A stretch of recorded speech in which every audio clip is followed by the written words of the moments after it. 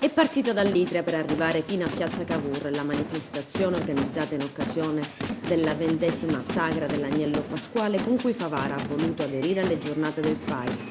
Una giornata di mobilitazione sostenibile. Ad aprire la sfilata degli sbandieratori di Vicari e dei gruppi folk, i mezzi della ditta Laimo. Approfittiamo della prima giornata di primavera e insieme al Fondo Ambiente Italia abbiamo inaugurato questa giornata, abbiamo aperto questa manifestazione con dei mezzi nuovi, rinnovabili, che non inquinano e soprattutto che possono essere usati da tutti, e quando dico tutti anche diversamente abili.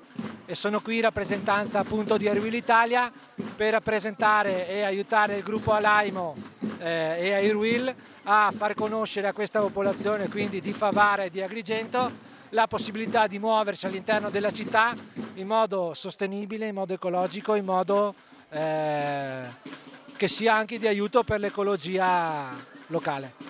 Sì, siamo qui oggi tra sbandieratori e gruppo folk e popolo che partecipano con grande entusiasmo, con una partecipazione massiccia alla sagra dell'Agnello Pasquale, che proprio stamattina ha avuto una bella presenza con una iniziativa che si è svolta all'interno del Castello Chiaramonte, e nel corso della quale è stata data la possibilità anche di assaggiare la cosiddetta minestra di San Giuseppe.